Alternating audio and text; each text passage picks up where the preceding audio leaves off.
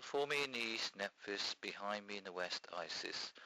On my right hand in the south is Set, and on my left hand in the north is Horus.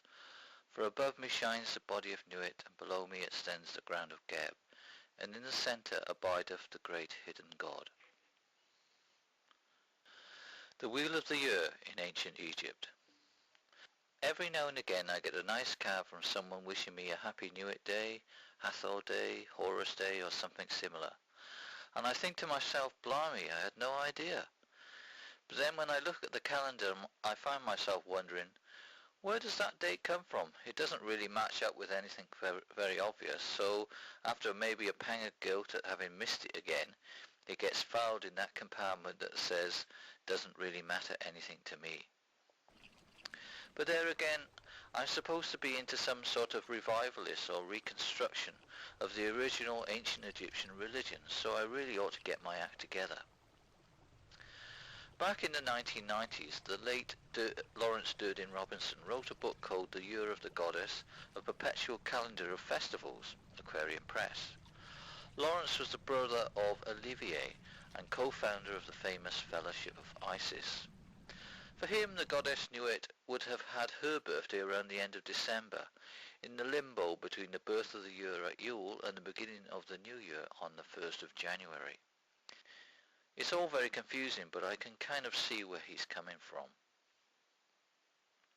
A more recent book says that the birthday of Nuit occurs on the 14th of February and is a good day, whereas the festival of Hathor occurs on the 17th of October and is a very bad day.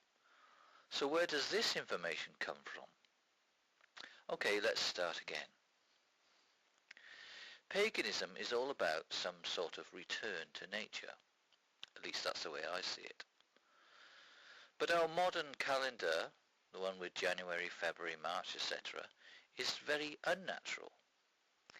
Even the ritual year is very secular. We celebrate Beltane, for example, on the 1st of May. But otherwise it has no particular meaning in terms of nature. The term month means of the moon, but the month has no other relationship to the moon other than its name. The names of the months that we use in the West celebrate Roman gods, January for Janus, February, Mars, March. And the days of the week celebrate the sun, moon and the Nordic gods, Monday, Tuesday, Wednesday or Woden's Day. Or, for some people, the sun, moon and the Latin gods, as in French, Lundi, Mardi, Mercredi, etc. But it's a strange fact that our familiar Gregorian calendar ultimately derives from the calendar of ancient Egypt, and it has been reformed many times by Pope Gregory, by Julius Caesar, and before that by Ptolemy. But what they reformed was essentially the underlying Egyptian model. Sad to say that on the face of it, the ancient Egyptians were no more in touch with nature than we are. They also valued the commercial cycle more highly than the cycles of the year. Or did they?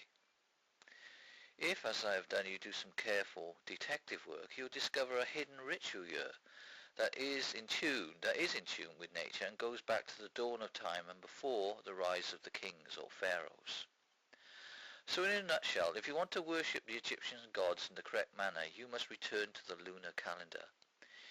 You must let the cycles of the moon guide you. You might say, I'm already doing that. And I'd say to you, well, that's fine. You're doing the right thing. But some supposed experts say the Egyptians did not celebrate the cycles of the moon, that they were a solar culture. And I say to you that's just not true. Which is why I've had to write a very big book called Supernatural Assault in Ancient Egypt, half of which is there to explain when to expect that assault. But that's another story. Okay, so let me start with a few basic facts about the Wheel of the Year. Let me just say that for the Egyptians there were two basic ritual calendars, one solar and one lunar. The lunar one is the oldest and the most grounded in nature. But in both there are 12 months. Originally these would have been lunar months of 30 days each duration. Hence one needs an extra month every third year to keep everything regular. In ancient Egypt each month was named after a particular god or goddess. And there were also 3 seasons that you could group the months into. The inundation season, Akhet, the season of planting or winter, Peret, and the summer season or the harvest festival season if you like, Shemu. Now in Roman times the first month of the year was set as July, presumably named after Julius Caesar himself. But for a long time before this the year was a wandering or virtual year. So the Julian dates that people use are a handy convention, but nothing more.